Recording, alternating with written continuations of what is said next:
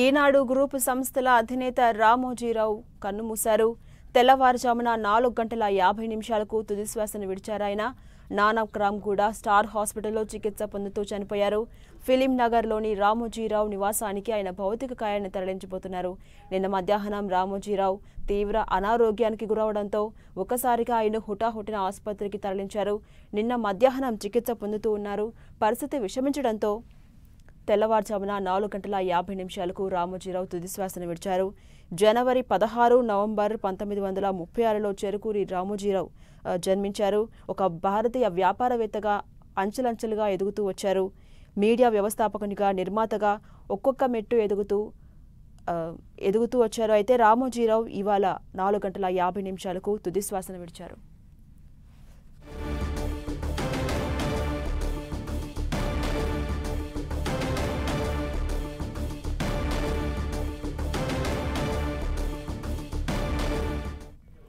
చెరుకూరి రామోజీరావు ఒక భారత వ్యాపారవేత్తగానే కాకుండా అటు మీడియా వ్యవస్థాపకునిగా, నిర్మాతగా కూడా మనందరికీ తెలుసు. అయితే ఆయన ఇక లేరు. ఇవాళ ఉదయం అనారోగ్య సమస్యతో చికిత్స పొందుతూ 4 గంటల 50 నిమిషాలకు మరణించారు. ఇదే అంశంపై మరింత సమాచారం మా ప్రతినిధి కిరణ్ మనకు అందిస్తారు. వెంకట్ మనకు అందిస్తారు. వెంకట్, ఈనాడు సంస్థల అధిపతి, దాంతో పాటు మొత్తం మీడియాకు సంబంధించినటువంటి మీడియా మొగలుగా పేరు పొందినటువంటి రామోజీరావు ఈ రోజు తెల్లవారుజామున 4 గంటల 50 నిమిషాలకు కన్నుమూయటం జరిగింది. ఆయన గత కొన్ని రోజుల నుంచి కూడా వయసు రీత్యా వృద్ధాప్యంతో పాటు కొంత అనారోగ్యంతో కూడా బాధపడుతున్న పరిస్థితి ఉంది. ఇలాంటి టైంలో నిన్న మధ్యాహ్నం ఆయనకు తీవ్ర అస్వస్థత గురి కావడంతో ఆయన కుటుంబ సభ్యులు మన నానక్రామ్గూడలో ఉన్నటువంటి ఒక ప్రైవేట్ హాస్పిటల్ కి తరలించడం, ట్రీట్మెంట్ తీసుకుంటున్న ఈ సందర్భంలో ఆయనకి వెంటిలేటర్ పైన ట్రీట్మెంట్ అందించడం కూడా జరిగింది. అంటే అప్పటి నుంచి కూడా ఆయన కనీసం గాలి కూడా పీల్చుకోలేని పరిస్థితిలో ఆయన ఉండటంతో వెంటిలేటర్ పైనే ఆయన శ్వాస తీసుకుంటున్న పరిస్థితి అయితే ఉంది. అయితే ఈ రోజు క్రిటికల్ గా ఉన్నటువంటి రామోజీరావు తెల్లవారుజామున 4 గంటల 50 నిమిషాలు చనిపోయినట్టుగా ఆసుపత్రి వర్గాలు అధికారికంగా ప్రకటించడం, ఇటు మొత్తం కూడా మీడియాతో పాటు అంటే మొత్తం, ఎందుకంటే ఆయన అన్ని రంగాల్లో కూడా విస్తరించి ఉన్నటువంటి వ్యక్తి. సినిమా రంగానికి చెప్పాలంటే ఆయన ఒక పెద్ద సినిమా స్టూడియోనే కట్టించాడు. రామోజీ ఫిలిం సిటీ అంటూ పెద్ద సినిమా స్టూడియో, ఇది ప్రపంచంలోనే నెంబర్ 1 సినిమా స్టూడియోగా ఉండటము. అలాంటి సినిమా స్టూడియోలో అన్ని హాలీవుడ్ మూవీస్ కానీ, బాలీవుడ్ మూవీస్ కానీ, ఇలా ప్రతి టాలీవుడ్ కి సంబంధించిన ప్రతి సినిమాలు కూడా చాలా వరకు కూడా షూటింగ్స్ ఎక్కడెక్కడి నుంచి వచ్చేసి కూడా జరుపుకునే విధంగా ఆ స్టూడియో నిర్మాణం జరగడం కూడా జరిగింది. ఇది అందరికి అందుబాటులో ఉండటం, అత్యధికమైనటువంటి సదుపాయాలతో, సాంకేతిక విలువలతో ఆ స్టూడియో నిర్మాణం కూడా ఆయన చేయడం జరిగింది. ఒక సినిమా ఓపెనింగ్ నుంచి సినిమా రిలీజ్ వరకు కూడా అన్ని కూడా ఆ స్టూడియోలో చేసుకునే విధంగా అంత గొప్ప స్థాయిలో రామోజీ ఫిలిం సిటీని రామోజీరావు నిర్మించడం జరిగింది. ఇలా అందరికి అందుబాటులో సినీ పరిశ్రమ ఉండటంతో పాటు ఆయన మరొక వ్యవహారం కూడా ఉండేది. ఆయన సినిమాల నిర్మాతగా ఉషా కిరణ్ మూవీస్ ద్వారా ఆయన ఎన్నో సినిమాలు నిర్మించడం జరిగింది. ఉషా కిరణ్ బ్యానర్ ద్వారా వచ్చినప్పుడు ప్రతి సినిమా కూడా ఒక కుటుంబ కథా చిత్రంగా, సమాజానికి మేల్కొల్పే విధంగా ఉండే సినిమాలు కూడా ఆయన ఆ బ్యానర్ నుంచి చేయడం జరిగింది. దీంతో పాటు ఆయన మయూరి అంటే ఒక డిస్ట్రిబ్యూషన్ కూడా స్టార్ట్ చేసి ఆ మయూరి ద్వారా ఎన్నో సినిమాలు డిస్ట్రిబ్యూషన్ కూడా చేయడం జరిగింది. వీటితో పాటు సినిమా డిస్ట్రిబ్యూషన్ తో పాటు మరొక వైపు టెలివిజన్ రంగంలో ఆయన తనదే ఒక ముద్ర వేసుకోవడం జరిగింది. ఎందుకంటే ఈనాడు, ఈటీవీ, ఈనాడు సినిమా, మొత్తం ఇలాంటి మొత్తం కూడా స్థాపించి ఎన్నో సీరియల్స్ నిర్మాణం చేస్తూనే సినిమాలు ప్లే చేస్తూ ఇలా మొత్తం చాలా 24 hours నాన్ స్టాప్ గా సినిమాలు వచ్చే విధంగా ఈనాడు సినిమా, దానితో పాటు ఈటీవీ మొత్తం కూడా ఎంటర్టైన్మెంట్ ప్రోగ్రామ్స్, దాంట్లో ఎన్నో ప్రోగ్రామ్స్ వస్తాయి మనం చూడొచ్చు. స్టార్ మహిళతో పాటు ఆలీతో సరదాగా అంటూ ఇళ్ళ జబర్దస్త్ లాంటి ఒక మంచి ప్రోగ్రామ్, ఎప్పుడు టాప్ రేటింగ్ లో ఉండేటువంటి ప్రోగ్రాము, ఇలా ప్రతి ఒక్క ప్రోగ్రామ్ కూడా ఈటీవీలో నిర్మాణంలో ఉన్నటువంటి చాలా ఉన్నాయని కూడా చెప్పవచ్చు. ఇక మరొక వైపు చూస్తుంటే వీటన్నిటితో పాటు ఇటీవల టెక్నికల్ గా మారినటువంటి పరిస్థితి ఉండటం, ఆడియన్స్ అందరూ కూడా ఓటీటీకి టర్న్ అవుతున్న ఈ సమయంలో కూడా ఆయన దానిలో కూడా ప్రవేశించడం జరిగింది. ఈటీవీ విన్ అంటూ ఒక ఓటీటీని కూడా ఇటీవలనే స్టార్ట్ చేయడం జరిగింది.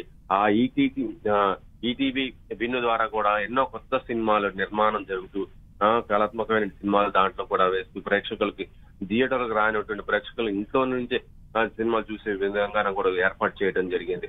ఈ విధంగా చూస్తుంటే సినీ పరిశ్రమకు ఆయనకి ఎంతో అనుబంధం ఉంది. దాంతో పాటు మీడియాకు కూడా, ఎందుకంటే ఈ రోజున ఉన్నటువంటి ప్రతి మీడియా ఆయన నుంచే వచ్చిందని చెప్పవచ్చు. ఎందుకంటే ఈనాడు అనే ఒక సంస్థ నుంచి మిగతా ఎందరో గొప్ప గొప్ప వ్యక్తులు, సంపాదకీయులు, సీనియర్ జర్నలిస్టులు ప్రతి ఒక్కరు కూడా రావటం, వీళ్ళలో కొంతమంది సినిమా ఫీల్డ్ లోకి వెళ్ళిన వాళ్ళు ఉన్నారు, సక్సెస్ అయిన వారు ఉన్నారు. దేంట్లో నుంచి పాలిటిక్స్ లోకి వచ్చి సక్సెస్ అయిన వాళ్ళు ఉన్నారు, వ్యాపారాలకు వెళ్ళిన వాళ్ళు ఉన్నారు. ఈనాడు సంస్థ నుంచి ఇలా వచ్చినటువంటి కూడా చాలా మంది ఉన్నారని చెప్పవచ్చు. ఇక ఈనాడుకు సంబంధించి చూస్తుంటే పేపర్ కు సంబంధించిన కూడా ఎంతో నైతిక విలువలతో కూడుకున్నటువంటి ఒక జర్నలిజాన్ని చూపించింది అంటే అది ఈనాడు అని కూడా చెప్పవచ్చు. ఇది కేవలం ఇక్కడ తెలుగు వారికే కాదు, మొత్తం ప్రపంచ వ్యాప్తంగా తెలుగు వారికి గుర్తింపు పొందినటువంటి సంస్థలాగా దాన్ని తీర్చిదిద్దటము, తెలుగు వారికి ఒక గొప్ప పేరు తీసుకొచ్చినటువంటి సంస్థలాగా ఆయన వాటిని అన్నిటి కూడా ఆయన సంస్థలను నిర్వహించడం కూడా జరిగింది. ఇక రామోజీరావు కేవలం ఇది మీడియా సినిమానే కాదు, మరొక వైపు ఫుడ్ కు సంబంధించి అంటే రామోజీ మొత్తం కూడా ప్రియా ఫుడ్స్ అని కూడా ఆయన మొత్తం కూడా స్థాపించడం జరిగింది. ప్రియా పచ్చళ్ళు అంటూ మిగతా ప్రియా పౌడర్స్ సంబంధించి ప్రతి ఒక్కటి కూడా సామాన్యుడికి, మధ్యతరగతి కుటుంబానికి అందుబాటులో ఉండేటువంటి ఒక నాణ్యమైనటువంటి ఫుడ్స్, గ్రాసరీస్ కూడా అందుబాటులో ఉండే విధంగా మొత్తం కూడా చేయడం జరిగింది. ఇవన్నీ మనం చూడొచ్చు. ప్రతి స్టోర్స్ లో కూడా ప్రియా ఫుడ్స్ అని ఉంటాయి, ప్రియా ఆయిల్ అని ఉంటాయి, ఇలా ప్రతి ఒక్కటి ఉంటుంది అనమాట. ఆయన చెయ్యని వ్యాపారం లేదు. కుటుంబాలకు ఉపయోగపడే, మధ్యతరగతి వారికి అందుబాటులో ఉండే విధంగా అన్నిటి వల్ల ఆయన ఇలా బిజినెస్ పరంగా చేసినా కూడా సక్సెస్ఫుల్ అయినటువంటి బిజినెస్ మ్యాన్ గా కూడా ఎదిగారు, సామాజికవేత్తగా ఎదిగారు, రాజకీయ చాణక్యుడిగా కూడా పేరు పొందడం జరిగింది. ఎందుకంటే గతంలో మనం రాజకీయాల్లో చూసుకుంటే కొన్నిసార్లు ప్రభుత్వాలలో 2 ప్రభుత్వాలకి తెలియదు, ఇప్పుడు 2 ప్రభుత్వాలు అనుకుంటాం కానీ రాష్ట్ర విభజన జరగ ముందు ఉన్నటువంటి ప్రభుత్వాలకు ఆయనకు అండదండలు ఎప్పుడూ ఉండేవి. ఆయనకు బ్లెస్సింగ్స్ తో కూడా, ఆయన సలహాలతో కూడా ప్రభుత్వాలు నడిచినటువంటి పరిస్థితి కూడా ఉందని చెప్పవచ్చు. అలా రాజకీయాల్లో కూడా తనదైన ఒక ముద్ర వేసుకోవడం కూడా జరిగింది.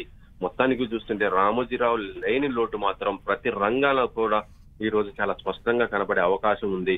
ఇక రామోజీరావు మరణం వార్త తెలుసుకున్న వెంటనే ఆయనతో అనుబంధం ఉన్నటువంటి ప్రతి ఒక్కరు కూడా బాధపడుతున్నారు. ఇది నమ్మలేని పరిస్థితి, జీర్ణించుకోలేని పరిస్థితి అంటూ కూడా వాళ్ళకి తమ యొక్క ఆవేదన కూడా వ్యక్తం చేస్తున్న పరిస్థితి ఇదే ఉందని చెప్పవచ్చు. సినిమా ఇండస్ట్రీతో పాటు మిగతా అందరూ కూడా ఆయన యొక్క మరణాన్ని జీర్ణించుకోలేక బాధపడుతున్నటువంటి పరిస్థితి అయితే ఉందని చెప్పవచ్చు. ఇక రామోజీరావు లాంటి ఒక గొప్ప వ్యక్తి ఇక రాడు, తిరిగి రాని లోకానికి వెళ్ళిపోయాడు.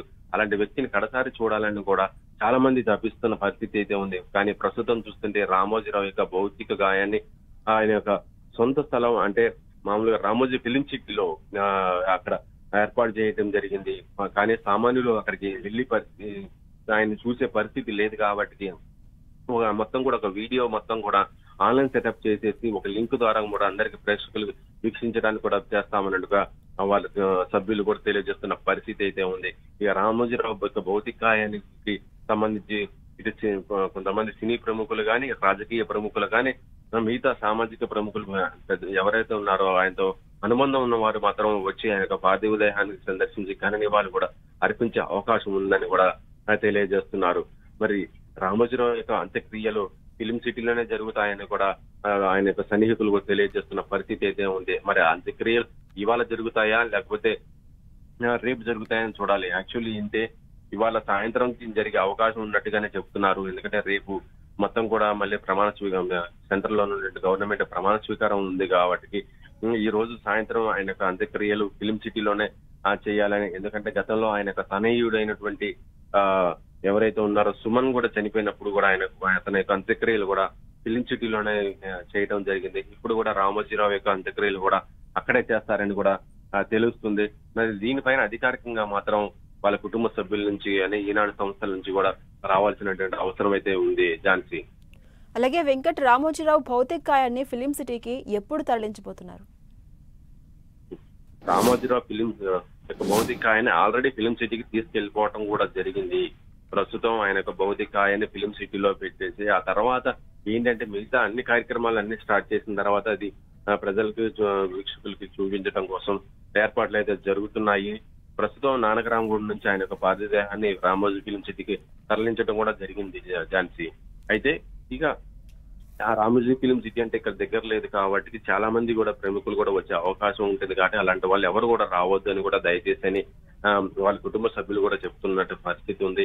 ఎవరైనా పెద్ద పెద్ద వారు అంటే మినిస్టర్స్ కానీ లేకపోతే మిగతా వాళ్ళు మాత్రం కంపల్సరీగా వెళ్ళి ఆయన భౌతికాన్ని కంపల్సరీగా సందర్శించే అవకాశం ఉంటుంది. కాబట్టి దాన్ని ఒక వీడియో వెబ్ లింక్ ద్వారా మొత్తం కూడా టెలికాస్ట్ చేయాలని కూడా భావిస్తున్నట్టుగా చెప్తున్నారు. దీనికి సంబంధించి మరికొంత సమాచారం మొత్తం కూడా కొంత నిమిషాల్లోనే వాళ్ళు కూడా చెప్తానని కూడా చెప్పడం జరిగింది. ఝాన్సీ.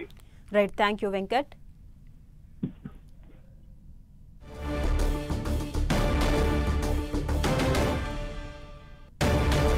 ఈనాడు గ్రూప్ సంస్థల అధినేత రామోజీరావు కన్నుమూశారు. తెల్లవారుజామున 4:50 తుది శ్వాస విడిచారు. నానక్రామ్గూడ స్టార్ హాస్పిటల్లో చికిత్స పొందుతూ చనిపోయారు. ఫిలిం నగర్లోని రామోజీరావు నివాసానికి ఆయన భౌతిక కాయాన్ని తరలించబోతున్నారు. నిన్న మధ్యాహ్నం రామోజీరావు తీవ్ర అనారోగ్యానికి గురవడంతో ఆయన్ను హుటాహుటిన ఆసుపత్రికి తరలించారు. నిన్న మధ్యాహ్నం వరకు చికిత్స పొందుతూ ఉన్నారు. ఇక పరిస్థితి విషమించడంతో తెల్లవారుజామున ఉదయం 4:50 ఆయన తుది శ్వాసను విడిచారు. ఈనాడు గ్రూప్ సంస్థల అధినేత చెరుకూరి రామోజీరావు ఇక లేరు. ఆయన 4:50 తుది శ్వాసను విడిచారు. కొన్ని అనారోగ్య సమస్యలతో బాధపడుతూ ఇవాళ స్టార్ హాస్పిటల్లో మరణించడం జరిగింది.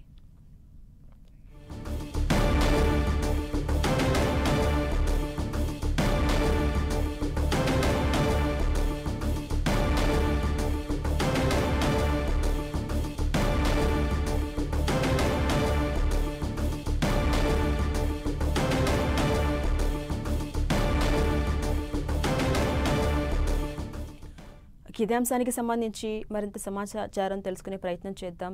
సీనియర్ విశ్లేషకులు నగేష్ గారు మనకు అందుబాటులో ఉన్నారు. నమస్తే నగేష్ గారు. ఈరోజు ఇది జరిగింది చాలా రామోజీరావు గారు తెలుగు జర్నలిజంలో ఒక కొత్త ట్రెండ్ ని స్టార్ట్ చేశారు. ఇవాళ ఆయన అస్తమించడంతో ఒక శకం ముగిసింది. ఎప్పుడైతే ఈనాడు న్యూస్ పేపర్ స్టార్ట్ చేశారో అప్పుడు ఏమిటంటే తెలుగు జర్నలిజం ఇంకా కొంచెం పేపర్లు తక్కువ ఉండేవి, సర్క్యులేషన్లు తక్కువ ఉండేవి.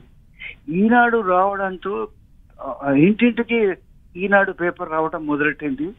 దాని తర్వాత ఇంగ్లీష్ జర్నలిజంలో కూడా కొంత ఇది చేశారు. దాని తర్వాత నేను నమ్మింది ఏమిటంటే రామోజీరావు గారు స్టార్ట్ చేసిన పేపరు మన తెలుగు వారికి ఏమిటంటే లిటరసీ కూడా పెంచింది. ఎందుకైతే మెయిన్ పేపర్ ఒకటి, పిల్ల పేపర్ ఒకటి వస్తుండేది. ఆ పిల్ల పేపర్ ఏంటంటే హైపర్ లోకల్ న్యూస్ పబ్లిష్ చేస్తుండేది. ఆ హైపర్ లోకల్ న్యూస్ కి బాగా డిమాండ్ ఉండేది, గ్రామాల్లో కానీ పట్టణాల్లో కానీ వేరే చోట్ల కానీ. రామోజీరావు గారు ఒకటి పత్రికని నడపలేదు. ఆయన ఒక పారిశ్రామికవేత్త. ఆయన ఫిలిం సిటీ స్టార్ట్ చేశారు. దాని తర్వాత ఆయన వేరే ఇండస్ట్రీస్ ఆయన చేశారు, మార్గదర్శి స్టార్ట్ చేశారు. ఆయన డెఫినెట్లీ మన తెలుగు రాష్ట్రాల్లో ఒక పయనీరు. ఆయన పోయిన లోటు ఇంత మళ్ళా నింపడం అనేది చాలా కష్టం. ఇది నా బాధను తెలుపుకుంటూ ఆయన ఆత్మశాంతిగా ఉండాలని కోరుతున్నాను నేను. అలాగే నగేష్ గారు, రామోజీరావు గారితో మీకున్న అనుబంధం ఎలాంటిది? అంటే నేను ఎప్పుడు ఒకసారికి 2 సార్లు కలిసాను ఆయన్ని. ఇది రామోజీ ఫిలిం సిటీలోనే కలిసాను.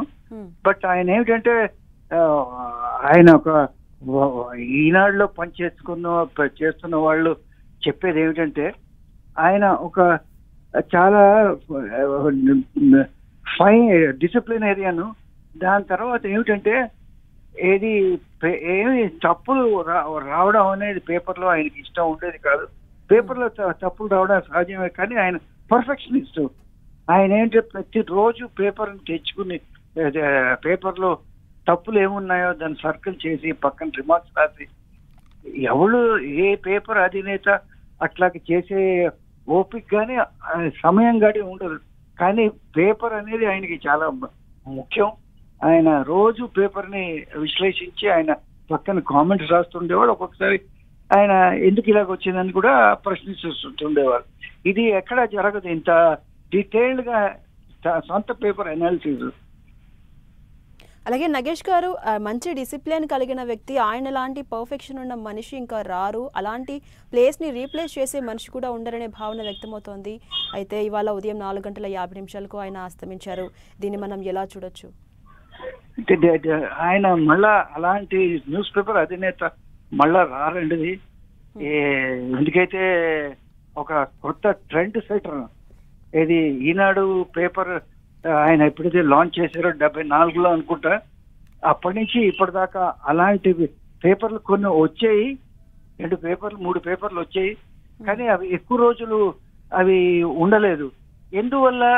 ఈయనకున్నంత పర్ఫెక్షన్, దాని తర్వాత ఈయనకున్న పేపర్లో ఇంట్రెస్ట్ ఆ అధినేతలకి లేదు. సో ఇది అంత అంత సులభంగా ఏది వేరే పేపర్లు వచ్చి ఎక్కడ ఏది ఒక పోటీలు ఇవ్వలేవు.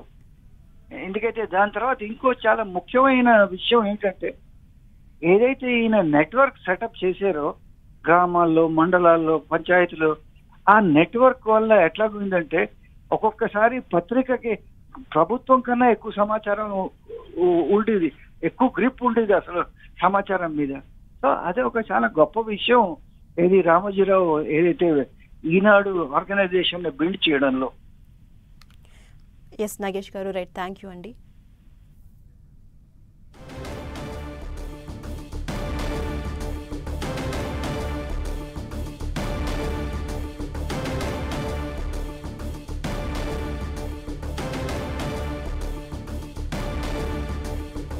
ఈనాడు గ్రూప్ సంస్థల అధినేత రామోజీరావు అస్తమించారు. తెల్లవారుజామున 4:50 తుదిశ్వాసను విడిచారాయన. నానక్రామ్గూడ స్టార్ హాస్పిటల్లో చికిత్స పొందుతూ మరణించారు. ఫిలిం నగర్లోని రామోజీరావు నివాసానికి ఆయన భౌతిక కాయాన్ని తరలించారు. నిన్న మధ్యాహ్నం రామోజీరావు ఒక్కసారిగా అనారోగ్యానికి గురవడంతో ఆయన హుటాహుటిన ఆసుపత్రికి తరలించారు. నిన్న మధ్యాహ్నం చికిత్స పొందుతూ ఉన్నారు. అయితే పరిస్థితి విషమించడంతో తెల్లవారుజామున ఆయన తుదిశ్వాసను విడిచారు.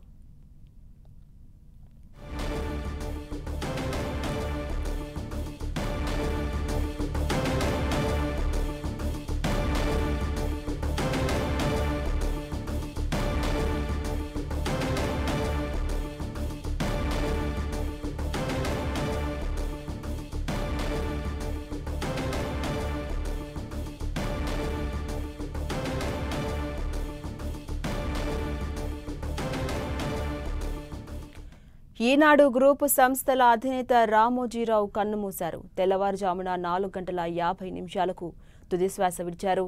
నానక్రామ్గూడ స్టార్ హాస్పిటల్లో చికిత్స పొందుతూ చనిపోయారు. ఫిలిం నగర్లోని రామోజీరావు నివాసానికి ఆయన భౌతిక కాయాన్ని తరలించారు. నిన్న మధ్యాహ్నం రామోజీరావు ఒక్కసారిగా అస్వస్థతకు గురయ్యారు. దీంతో ఆయన్ను హుటాహుటిన ఆసుపత్రికి తరలించారు. నిన్న మధ్యాహ్నం చికిత్స పొందుతున్నారు. అయితే పరిస్థితి విషమించడంతో తెల్లవారుజామున 4:50 ఆయన తుదిశ్వాసను విడిచారు.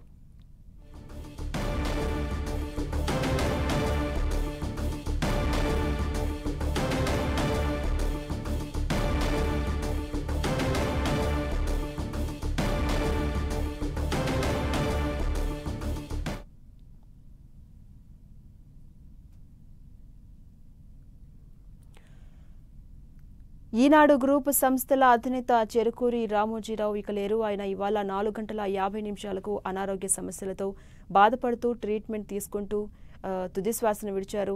ఇక మరిన్ని అప్డేట్స్ మా ప్రతినిధి సునీల్ అందిస్తారు. సునీల్,